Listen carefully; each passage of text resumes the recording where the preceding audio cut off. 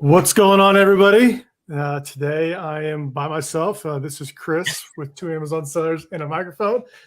Dustin has a little elementary school graduation, and our guest today and I were talking about that. But so you can be riding solo with me today. But joining me today is Caleb Nelson from Sifted. Caleb is the Chief Growth Officer over at Sifted. Caleb, how you doing, man? I'm good, man. Hey, you're never alone. I'm with you, man.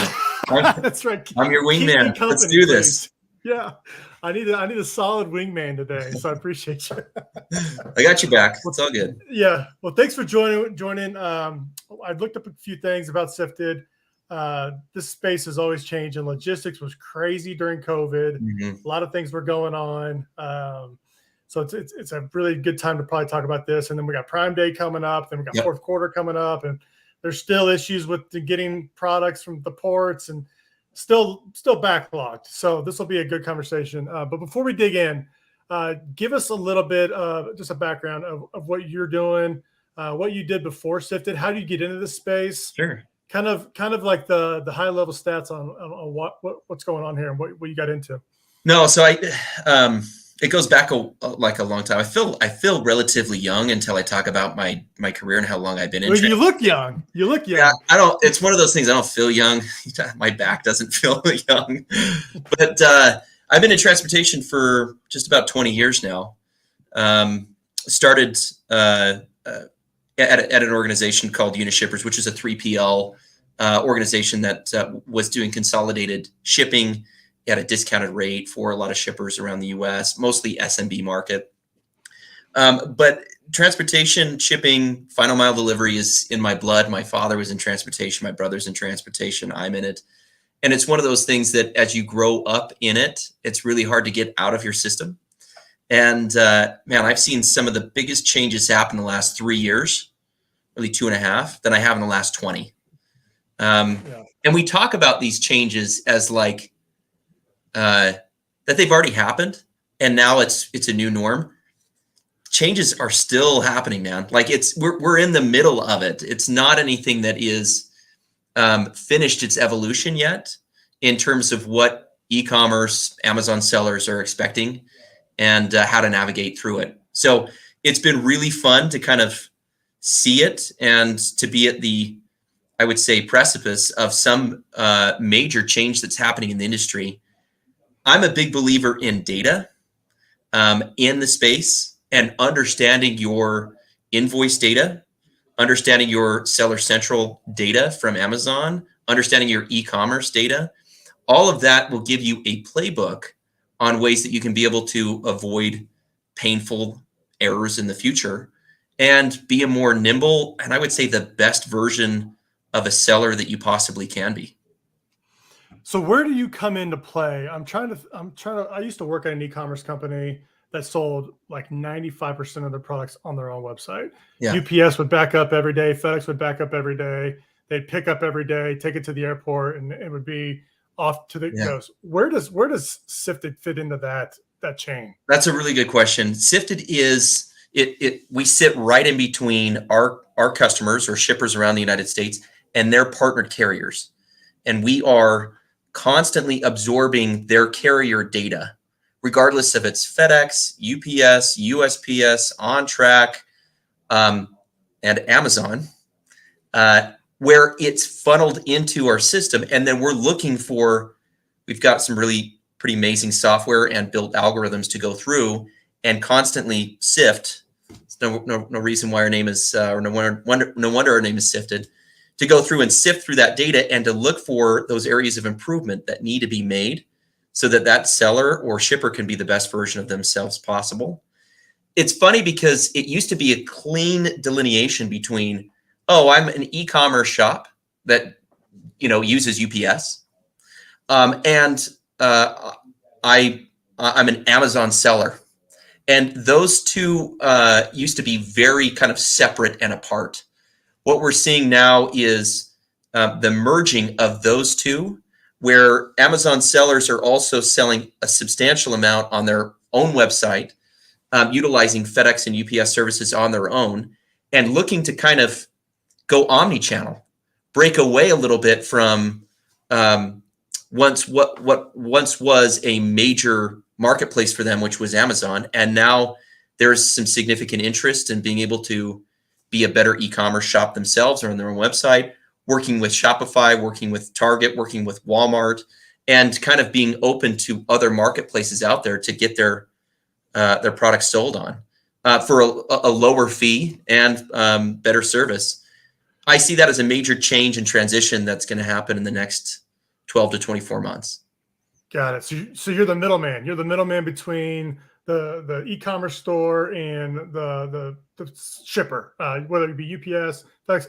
And one thing I learned in my old position is there's way more people that do shipping than just UPS and FedEx. Yep. We got small mom and pop shops doing it, trucking. So if I was to place, so just kind of, I placed an order. We didn't really know when it would show up. It would just show up, and there would be no like, hey, here's the tracking numbers. Yep. This package left. Is that where you come into play? Yeah. So we're pulling in that information on a consistent weekly basis. And what we're doing is we're analyzing invoice history and looking for those errors or mistakes that are being made. Some of them are pretty common on kind of the Amazon side of like an FBA audit. I think a lot of people are familiar with that. But we do that on steroids, and we do it for not just Amazon, but for FedEx, UPS, and like you mentioned, the explosion in shippers in the United States that handle final mile delivery. Your options are a lot greater now than they've ever been before. Yeah, there are so many options to choose from. Who's your ideal client? Like, who would be like, like myself? I'm like 95% Amazon, right? I'm not selling out of my garage. We're not doing big pickups every day. Like, who's your ideal client fit? I think that's the really cool thing about us is being a data organization, which is what we are. We're a data company. Our job is to go through that data and help you make better decisions with your business. It means that we're a right fit for a large section of the industry. Anybody who sells on Amazon, anybody who ships with FedEx or UPS, anybody that is using those services can benefit by utilizing and bringing in and understanding their data better. I think most people, most sellers in particular, want to make better decisions and want to be able to go through the data, their own data, to be able to find that. And of course, people want low-hanging fruit, and they would absolutely be making better choices if they had better access to the data. The data is like uber complicated. Amazon does not make it simple for you to understand your own data. And they do it on like legit, they do it on purpose. We kind of joke that they have professional complicators to go through and like take a really simple idea and figure out how to complicate the hell out of it. Amazon's really good at that. And where did they learn it from? They learned it from FedEx and from UPS. If you try to like understand a FedEx or a UPS contract, you need like a mathematical degree in order to be able to do it. It's pretty bonkers. But most sellers and or users out there would make absolutely different decisions, different choices, and to be a better version of themselves if they could better understand their data. But most people don't have a lot of great resources to go through and understand, where Amazon is absolutely raking them over the coals with in terms of fees or mistakes or issues or potential refunds that are out there that they could definitely take advantage of if they had better tools. So a lot of it is a data revolution that's happening in the space. And you see a lot of really smart Amazon sellers start to hire like a data analyst to do what we do, but in-house. They're looking what are some things you're seeing? What are those mistakes? What are some of the things that a small, medium-sized brand that sells on Amazon, they may miss because they just don't know what they're looking for? Yeah, a lot has to do with when you're doing FBA fulfillment from Amazon and you're shipping your product to Amazon, there is a lot of mistakes that Amazon will make in that process. And let's say you ship them 500 widgets. They say, hey, Chris, I got all 420 widgets. We're good to go. Thanks, man. And they give you no real process, and they don't alert you ahead of time that, hey, what you sent us versus what you said you sent us don't match up. And that reconciliation is a perfect example of how you can be going through your data and looking at it. What's really interesting is that there's a lot of like FBA audit companies out there that do and look for that right now. The challenge is how do they get paid? Percentage. They get paid when there is a mistake, and they get paid on a percentage. So it's kind of an interesting business model because their business model is built on mistakes, and their job is not to eliminate those mistakes. Their job is to get refunds on those mistakes and capitalize on it. A lot of shippers don't need to give up 20 or 30 or 40% of their refunds to have somebody else go and do it. One, I would say, major transition that I'm seeing in the marketplace is shippers being smart enough to say, and I mean shippers meaning sellers, are smart enough to go through and say, I could do this on my own. And you'll see a lot of smarter sellers go through and kind of build a process to be able to do it. We saw that and recognized it and said, well, the process to file the claim is difficult if you don't have software. What if we gave you a do-it-yourself software model so that you can just simply apply for those claims through a software portal that connects immediately into your Seller Central account and walks you through that process, and you don't split a percentage of anything. You pay a flat monthly fee. We charge $59 a month. And it doesn't matter if you get $500 back or $50,000 back in a month, you're paying $59 a month. That's interesting. So there's some really cool things that I would say are getting further and more advanced in fixing problems and not capitalizing on the problems, if that makes sense. What did you see? What are you seeing now? Like, I'll say post-COVID, because it kind of seems like it's kind of faded. But like, what's going on with logistics-wise? I know it was supply chain issues and it was hard to get stuff in. Is that kind of coming back to norm, or is it still pretty tough to get stuff in? It's still pretty tough. I think we're gonna deal with that for the rest of 2022 and going into 2023. And the reason why I say that is we don't just have visibility in data for Amazon sellers. We have visibility in data for anybody importing, anybody exporting, anybody bringing in FedEx or UPS data as well. And I think when you've got enough data, we're currently the largest collector of parcel data in the United States, or final mile data in the United States. We've got a really good pulse on what's happening in the marketplace and predicting out where it's going to go. The ports are still struggling to get goods through and out for delivery in a timely manner. Not to mention, I've seen, and our customers have seen, more damage come through on inbound raw material than I think we've seen in the last 3 years, because those containers are being touched, shifted around, and manhandled more than they've ever been before. So you're paying more, the transit time is longer, and there's potential for more damage. It's not a winning combination. And then the buck gets passed, I'm sure, down the line, and you're starting to pay a little bit more on the shelves. What is something that the rates are doing? Like, I know the rates have been, they probably increased a ton. Are those, I think a container was like, I don't know, 45, I don't remember, 14 grand or something that used to cost like $3 grand to get in. Are those coming down as well? They're leveling out, but they're leveling out at the high amount. So on average, we were seeing about container costs in the $7 to $8 grand range. That was to get from door to door, from mainland China to heart of the United States, all in about $7 to $8 grand. We're seeing that we saw it jump to about 32 grand, and it's now leveling out at about 21 grand. So it's still like nowhere near where it needs to be based upon keeping things profitable. And I would say that that's been one of the biggest hits in profitability for Amazon sellers and e-commerce sellers that are sourcing their material overseas. They saw that major hit happen where it's just eroding margin. What that means is you can't control the container cost. Like you can't fix a port problem. The U.S. government can barely fix anything, but they can't fix that problem, let alone a single e-commerce shipper. What can you fix? What can you control? And that's exactly what I'm a huge believer and really passionate about, is focusing on areas that you can control. And that is, once those raw sourced material has reached your warehouse or your door, and dealing with it to getting it to your end client that buys it and putting it to their doorstep.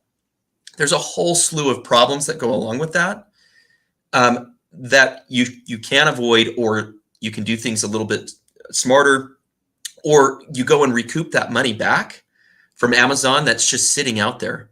There's a lot of Amazon sellers that have tens of thousands, if not, depending on the size that of an Amazon seller you are, hundreds of thousands of dollars in unclaimed refunds that are sitting out there waiting for you to get that money back, that can absolutely help stop that bleeding that's happening to your profitability right now. Yeah, and Amazon's not gonna give you an email and say, "Hey, you got $100 grand sitting here waiting for you. Yeah. Come get it." That's not gonna happen.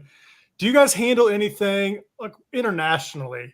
Anything coming from China or even going to Canada or Mexico? Do you help out anywhere on the international side? We don't actually help with like the physical transport of those goods, but we do bring in a lot of that data to show, okay, this is my true landed cost. A lot of people have a hard time struggling, or they really struggle to get a good idea of true landed cost by like a particular SKU. And I think if they looked at that analysis, they would probably see that they have SKUs that they probably are losing money on. Yeah. Or they're not making nearly as much of a profit on those per SKU items. When Amazon takes their cut, when the ocean container companies take their cut, when there's problems or delays or damage or refunds or returns, a lot of that stuff just erodes that margin. So having a good understanding of like what your landed cost is and ways that you can be able to stay on top of it, I think is really important. Yeah, especially with all the fees and stuff you get with Amazon, you got to know what that is. Yeah, I think that's one cool thing that the software, our company will go through and analyze on a per SKU basis what your total revenue is and how much in fees Amazon's charging. There are some SKUs that we're seeing that some sellers are getting hit 40% of their total revenue goes out the door to fees, because Amazon's just taking a giant chunk. And it used to be like, and I don't mean to kind of paint Amazon as the villain by any means. They are not the villain, but their business model has absolutely changed. They have for Amazon sellers, it used to be kind of a refuge or a brand new frontier for them to go out and make some great money, having a kind of symbiotic relationship between Amazon and sellers. But Amazon's really taken advantage of increasing profitability, increasing margin, and putting that pressure back on sellers, that sellers really have to look at their business and understand levers that they can pull to combat that.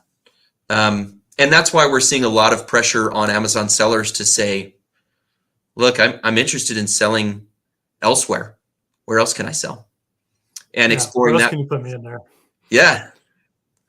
Yeah, it's just hard. It's like damned if you do and damned if you don't, right? Like Yeah. the beast of Amazon, the traffic it has, you kind of got to be there. But Yep. You're right. The price and the fees.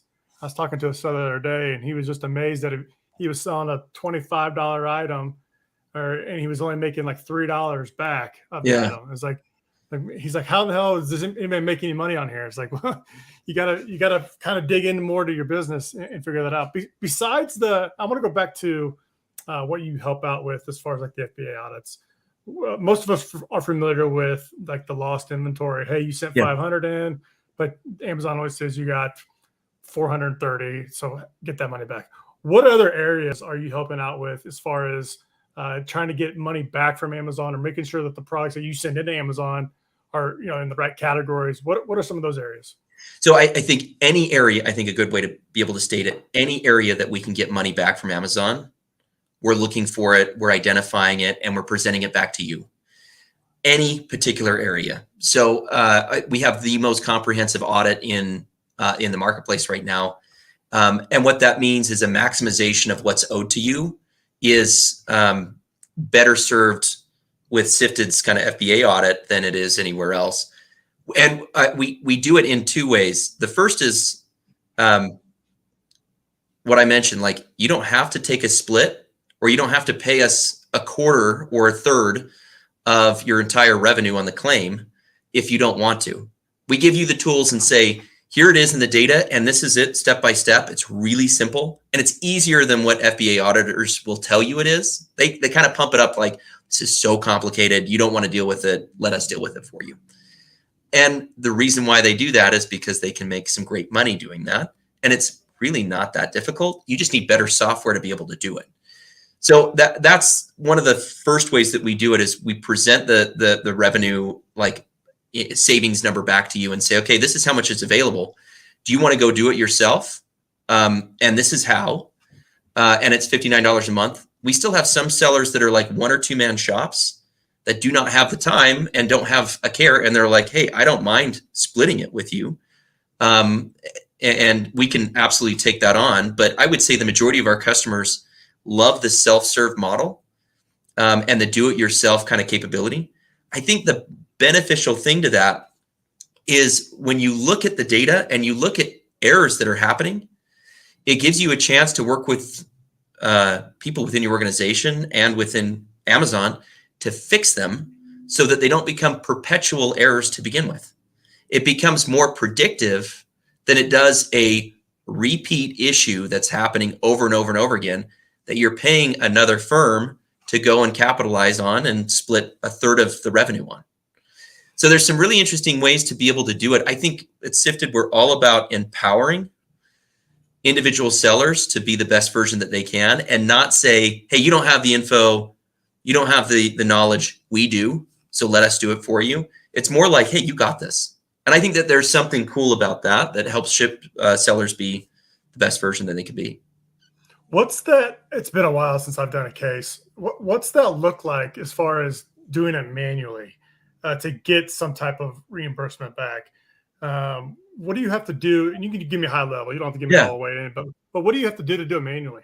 It's honestly, I mean, the software makes it really simple. It goes through and identifies and reconciles, let's say like on an inbound shipment that is missing a few widgets on it.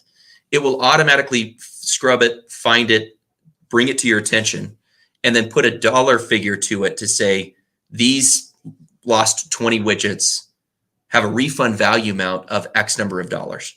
So having that, you can be able to prioritize and say, look, I'm not going to go after the ones that are like $10 or $12. I'm going to go after the ones that are $30,000 and be able to say, this is worth my time to be able to do it. That's step number one. Step number two is it automatically links into your Seller Central account and provides either immediate documentation where available. And we have a number of customers that we've integrated with their system to bring in documentation that Amazon requests in order to be able to get the claim approved. Or it provides that, okay, this is what you need in terms of documentation, usually a packing slip or a signed BOL that indicated X number of units that were provided in a documentation way.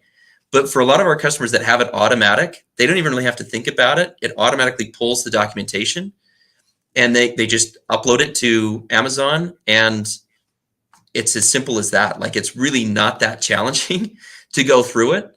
I think a lot of it has to do with the reconciliation of finding those errors to begin with. And then you need something that just connects straight into Amazon's Seller Central account that you can be able to say, bing, bing, bing, here's my documentation and proof. And then watches the approvals come through and you get your money back. Yeah, it is easier to do. It is easy to do manually. It sounds like the same process that I was doing in the day. It's just a matter of like, do you have the time, right? Do you have the person dedicated to do it? It sounds like if e-commerce shop was selling on Amazon, they could either figure it out with your software and get their money back that they're owed. You also have on here, I'm looking at your tool here, there's like a heat map, this little map that shows where all the orders are coming from? What's that all about? So I think we see the audit as the FBA audit as being kind of a great safety net, but it's the data. The data is far more valuable than an audit is, given the fact that it can help you make better decisions to be a better Amazon seller and be more profitable. One of the things that our customers love is a heat map that we've created. The heat map basically takes all of your Amazon seller data and overlays it to, there you go, right there, overlays it to the United States based off of how much you've sold in a particular state. So if you zoom into Texas area, you can see that, this particular individual clients sold $57,000 in Amazon product in that.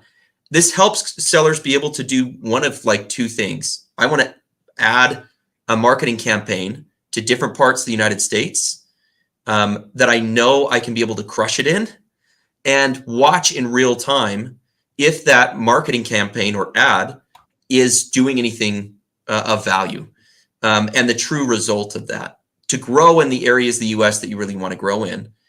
The second area is there's a lot of issues that Amazon sellers have of being able to pay taxes on, it's the Nexus law that was passed. I hate this. I know. It's such a pain in the ass. It's a total pain in the ass. And what's funny is like the IRS has no clue themselves, but they put it on you as an Amazon seller to be like, hey man, figure out how much you have to pay per state based on what you've sold. That's actually a really hard and complicated problem to solve that heat map solves in an instant, where you can be able to look at it, identify it, and then be able to get an accurate number so you don't get audited later on. Yeah, that's a good point. I was looking at that heat map. That's the first thing I thought of, was like this sales tax issue is a mess. And it would be nice. And I know Amazon's tried a little bit by handling it, but still, there's still some states you have to do it manually. And it's just a headache. Yep. I saw recently in the news, and you probably did too, that Shopify acquired Deliver. Yeah. Yeah. What's the relationship there? Do you work with other 3PLs? Like if I sold mostly on Shopify and Deliver was my 3PL, is that a good type of like fit for somebody that does that type of business model? Yeah, I think any Amazon seller should look at that news and think like, this is great news for us in our business model in the next, 2 to 3 years. What it does is it's going to really allow for a brand new marketplace to be opened up, where you've got a great place to be able to sell, get visibility, get traction on really being a competitor to Amazon right now. And that competition is going to do one thing and one thing only, and that's drive prices to go down, fees to go down. But Shopify has a long way to go. They have a long way to go in order to be able to compete with it. What's really interesting is the closest business model Amazon has to follow, and you see them taking plays out of their playbook from, is actually FedEx and UPS. And with a fulfillment angle to it that FedEx and UPS just don't do. But as far as the transportation component side of it, it's absolutely pulling playbook models from FedEx and UPS, which means Amazon's going to get really good at complicating the data, just like FedEx and UPS does. They're going to get really good at multiple rate increases over the year that FedEx and UPS are really good at. And the contracts and or figuring out your rate structure, let alone fees, is going to become very, very complicated. So I look at that Shopify news as a wonderful opportunity for Amazon sellers in the near future. As it stands right now, there's not much that's really going to change for 2020 and 2023, I think. But what they're doing is building some very fundamental foundational pieces of the business that they need in order to, I would say, heavily compete against Amazon. And I'm stoked for it. I think it's going to be a great thing. Yeah, it was definitely big. I saw that come across. I was like, okay, what's going to happen next? What's Shopify going to do? I think every Amazon seller's vision or dream, or the reason they get into this business, is for one day to be an e-commerce brand where they just sell off their website, and Yep. Amazon is the secondary channel Yep. instead of the main channel. I mean, I know that's my goal at some point, but that would be like a dream come true where you're shipping out all your products on your own warehouse or even out of delivery, and you're just kind of getting away from just being Amazon focused Yeah. and finally building like a real e-commerce store. Yeah. It's really interesting. I cannot wait for I think the future is extremely bright for any Amazon seller right now. I really do. And I think what's going to end up happening is you've got Shopify, Walmart, Target, all looking to dive into the Amazon space and to take clients away and to attract and to get. If I'm an Amazon seller, I'm looking at how do I be omni-channel? How do I be in multiple places at once? How do I be on my website? How do I be on Target? How do I be on Walmart? How do I be on Shopify? How do I be on Amazon in one spot? And I think that is an excellent opportunity, but it complicates the process. And what it does is it means that data and housing that data in one single location is going to be really, really important for you to be able to have good visibility on your business and understand errors that are being made and ways that you can be able to improve. That's future state, but Amazon sellers need to be focusing on that definitely right now of how do I build my business to get to that point in the near future. Walmart came out with that WFS. You mentioned Walmart, and I didn't mean to cut you off, but Yeah. when you mentioned Walmart and then you mentioned Target, those two, you would think like, hey, open up the floodgates. Target, let everybody in. Walmart, let it compete, but Target has yet to do that. I think it's Yep. still apply. On WFS, Walmart Fulfillment Services, is there anything there you're messing with, you playing with? Have you seen anything on that side? Yeah. Complicated? There's two things. The majority of customers that are in that space right now are actually looking at, like, I'm selling in physical stores. And if I'm selling in physical stores, I have the same problem that I have with Amazon, which is I send them units. And there's a number of units that are late, lost, damaged, stolen, or misbilled. And there needs to be an audit component that's there. We definitely help out with that with some partnerships that we have. But I'm seeing that Amazon is now saying, look, I'm going to open up the floodgates a little bit more into the Walmart.com and to sell on our website and be able to have fulfillment options through our stores as a way to be able to do that. I think that's going to be a major trend that Target is going to take advantage of, but they're letting Walmart kind of test it out first, in my belief. I also see Amazon getting out of their space a little bit and going and competing against FedEx and UPS. So I think in the future, you can use Amazon's delivery system without needing to sell anything on Amazon, which I think is going to be really interesting and be a competitive hit for FedEx and UPS out there. And again, driving prices down. Right now, I think we're in a spot where there's a raging storm happening and its profitability is taking the major hit. Anybody who sells on Amazon or on their own website needs to be looking at things really closely. Otherwise, it's going to be a pretty heavy, hard hit for them from a profitability standpoint. Yeah, Amazon getting into logistics. I mean, you see it with them buying their own airplanes. They got their own cars. The vans are around.